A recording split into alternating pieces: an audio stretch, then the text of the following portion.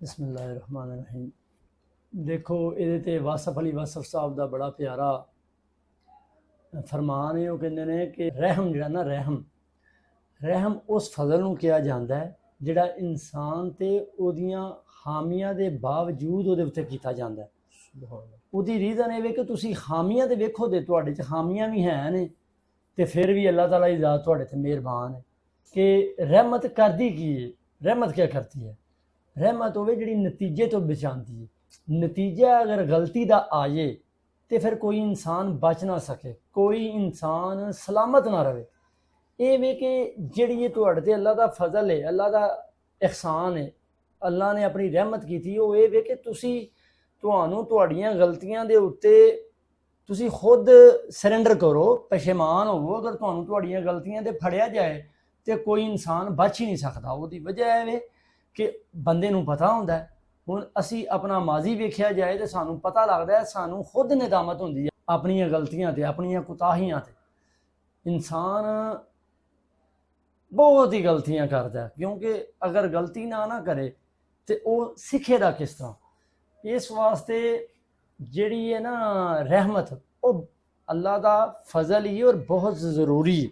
ਮੌਲਾ ਅਲੀ अलैहिस्सलाम ਦਾ ਫਰਮਾਨ ਹੈ, ਤੁਸੀਂ ਜ਼ਰੂਰ ਸੁਣਿਆ ਹੋਣਾ ਹੈ ਕਿ ਅਗਰ ਇਨਸਾਨ ਨੂੰ ਉਹਦੇ ਨੀਤਾਂ ਦਾ मतलब एक इंसान अपनियां नीतां दा या ਉਹਦੇ ऐबां ਦਾ किसी दूसरे इंसान ਨੂੰ पता लग जाए और वो दूसरा इंसान ਤੁਹਾਡਾ बड़ा करीबी ਹੋਵੇ, ਈਵਨ ਤੁਹਾਡੇ ਵਾਲਦ ਹੋਣ, ਤੁਹਾਡੇ ਭਾਈ ਹੋਣ, ਤੇ ਉਹਦੇ ऐबां ਦਾ ਜਾਂ ਉਹਦੀਆਂ ਬੁਰਾਈਆਂ ਦਾ ਪਤਾ ਲੱਗ ਜੇ ਤੇ ਇਨਸਾਨ ਦੂਸਰੇ ਇਨਸਾਨ ਨੂੰ ਦਫਨਾਵੇ ਵੀ ਨਾ। ਤੁਹਾਨੂੰ ਇਹ ਚੀਜ਼ ਦਾ ਰਿਅਲਾਈਜ਼ ਹੋਣਾ ਚਾਹੀਦਾ, ਤੁਹਾਨੂੰ ਪਤਾ ਹੋਣਾ ਚਾਹੀਦਾ ਕਿ ਅਗਰ ਇਹੋ ਜਿਹੀਆਂ ਚੀਜ਼ਾਂ ਤੁਸੀਂ ਕਰਦੇ ਹੋ, ਤੁਸੀਂ ਇਹੋ ਜਿਹੇ ਮਾਮਲਾਤ ਕਰਦੇ ਹੋ, ਆਪਣੇ ਮਾਜ਼ੀ ਜਾਓ, ਤੁਸੀਂ ਵੇਖੋ ਕਿ ਯਾਰ ਅੱਲਾਹ ਤਾਲਾ ਨੇ ਅੱਜ ਕਿੰਨੀ ਇੱਜ਼ਤ ਨਾਲ ਨਵਾਜ਼ਿਆ, ਅੱਲਾਹ ਤਾਲਾ ਦਾ ਕਿੰਨਾ ਮੇਰੇ ਤੇ ਰਹਿਮ ਹੈ, ਮੇਰੇ ਤੇ ਅੱਲਾਹ ਨੇ ਫਜ਼ਲ ਕੀਤਾ ਆਪਣੀ ਰਹਿਮਤ ਨਹੀਂ ਕੀਤੀ ਤੇ ਹੋਰ ਕੀ ਕੀਤਾ ਕਿ ਤੁਸੀਂ ਆਪਣੀ ਬੁਰਾਈਆਂ ਨੂੰ ਅਗਰ ਤੁਸੀਂ ਗੌਰੋ ਫਿਕਰ ਕਰੋ ਤਾਂ ਤੁਸੀਂ ਖੁਦ ਬੜੇ ਸ਼ਰਮਿੰਦਾ ਹੋ।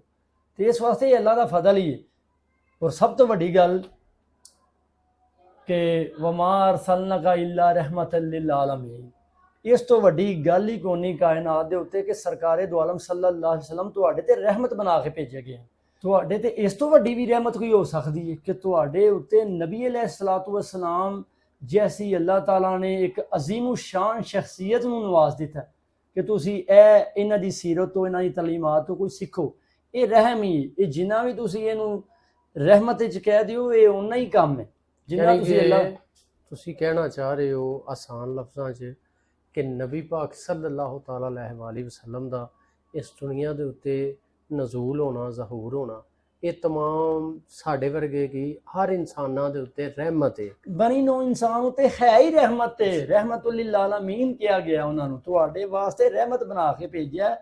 नहीं तो तुही ते अपनियां जाना ते जिन्ने कोई जुल्म कीते ने, ये बहुत वड्डी नेमत है साडे वास्ते, बहुत वड्डी रहमत है कि सानू नबी अलैहिस्सलातु वस्सलाम दा सानू शरफ हासिल हो गया कि असीं उन्हां दी उम्मती हां। इस तो वड्डी भी रहमत कोई नहीं हो सकती दुनिया दे उत्ते ना। ते अल्लाह ताला दी ज़ात है कि जिद्दों अल्लाह दी ज़ात कहंदी है कि अल्लाह जिसे चाहता है अपनी रहमत से खास कर लेता है। ਉਹਦੀ ਵਜ੍ਹਾ ਹੈ ਕਿ ਤੁਸੀਂ ਬਾਜ਼ ਕਾਤ ਇੰਨੇ ਜੋਗੇ ਨਹੀਂ ਹੁੰਦੇ, ਤੁਹਾਡੀ 'ਚ ਇੰਨੀਆਂ ਕੁਆਲਿਟੀਆਂ ਨਹੀਂ ਹੁੰਦੀਆਂ, ਤੁਹਾਡੇ 'ਚ इन्ना एबिलिटीज़ नहीं होंदियां कि तुसी अपने आप नूं किसी अच्छे मनसब ते अच्छे अहुदे ते लैके जाओ। तो अल्लाह की ज़ात तुहाडे ते फजल करदी है, तुहाडे ते रहमत करदी है। तुहानूं बाज़ का तंगी तकलीफ भी कोई आंदी है तो वो तुहानूं सिखाण वास्ते हुंदी है कि समझ लो ए दे के ते अल्लाह ने तुहाडे ते रहम कर दिता है कि हुण तुसी मजीद चीज़ां जिहड़ियां ने ना अच्छे तरीके नाल लैके चल रहे हो। सही बुखारी दी हदीस मुबारक है कि जो लोगों पे रहम नहीं खाता अल्लाह उस पे रहम नहीं खाता। मतलब जिहड़ा इंसान लोगों ते रहम नहीं ना करता, ਉਹਦੇ ਤੇ अल्लाह ने भी रहम नहीं करना। ये सानू सोचना चाहिए कि असीं लोगों दी छोटियां छोटियां गलतियां गुताइयां नूं इग्नोर करिए, उन्हां नूं माफ़ करिए, दरगुजर करिए, अपना ज़रफ वधाइए। वेखो साडियां गलतियां ते जो सानू अल्लाह दी ज़ात फड़ लवे ते साडे उत्ते फिर रहमत है कि ज़हमत है, साडे वास्ते बड़ा वड्डा मसला है।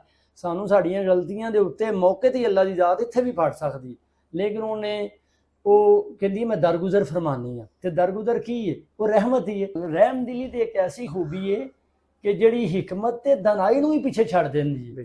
ਰਹਿਮ ਦਿਲੀ ਹੋਈ ਹੈ। ਅੱਲਾ ਦੀ ਜ਼ਾਤ ਨੇ ਸਾਡੇ ਤੇ ਇੱਕ ਰਹਿਮ ਹੀ ਫਰਮਾਇਆ ਹੈ ਕਿ ਸਾਡੀ ਅਗਰ ਹਕਮਤ ਜਾਂ ਦਨਾਈਆਂ ਜਿੰਨੀਆਂ ਵੀ ਅਸੀਂ ਵੇਖਦੇ ਹਾਂ, ਅਸੀਂ ਤੇ ਲੋਕਾਂ ਨੂੰ ਆਪਣੀ ਹਕਮਤ ਜਾਂ ਆਪਣੀ ਦਨਾਈ ਦੇ ਮੁਤਾਬਿਕ ਤੇ ਅਸੀਂ ਲੋਕਾਂ ਨੂੰ ਵੇਖੀਏ ਨਾ, ਤੇ ਸਾਡਾ ਦਿਲ ਕਰੇ ਕਿ ਅਸੀਂ ਇਹਨੂੰ ਹੁਣੇ ਹੀ ਹਲਾਕ ਕਰ ਦਈਏ। ਸਾਡੇ ਜ਼ਿਹਨ ਜੇ ਇਹੋ ਜੀ ਅਸੀਂ ਆਪਣੀ ਹਕਮਤ ਦਨਾਈ ਦੇ ਮੁਤਾਬਿਕ ਸੋਚੀਏ ਨਾ, ਤੇ ਅਸੀਂ ਤੇ ਲੋਕਾਂ ਨੂੰ ਜੀਣ ਹੀ ਨਾ ਦਈਏ, ਸਾਨੂੰ ਤੇ ਲੋਕ ਬੜੇ ਬੁਰੇ ਲੱਗਣ। ਇਹ ਅੱਲਾ ਦੀ ਜ਼ਾਤ ਹੀ ਹੈ ਕਿ ਜਿਹੜੀ ਹਕਮਤ ਤੇ ਦਨਾਈ ਤੋਂ ਵੀ ਉੱਤੇ ਤੁਹਾਡੇ ਤੇ ਫਜ਼ਲ ਕਰ ਦਿੰਦੀ ਹੈ, ਕਿ ਤੁਹਾਡੇ ਅੰਦਰ ਰਹਿਮ ਦਿਲੀ ਪਾ ਦਿੰਦੀ ਹੈ। ਤੁਸੀਂ ਫਿਰ ਲੋਕਾਂ ਤੇ ਨਰਮ ਗੋਈ ਦੇ ਨਾਲ ਪੇਸ਼ ਆਉਂਦੇ ਹੋ, ਨਰਮ ਤੁਹਾਡਾ ਲਹਿਜਾ ਹੁੰਦਾ ਹੈ, ਨਰਮ ਤੁਹਾਡਾ ਰਵੱਈਆ ਹੋ ਜਾਂਦਾ ਹੈ, ਔਰ ਇਹ ਸਾਰੀਆਂ ਅਲਾਮਤਾਂ ਰਹਿਮ ਦਿਲੀ ਦੀਆਂ।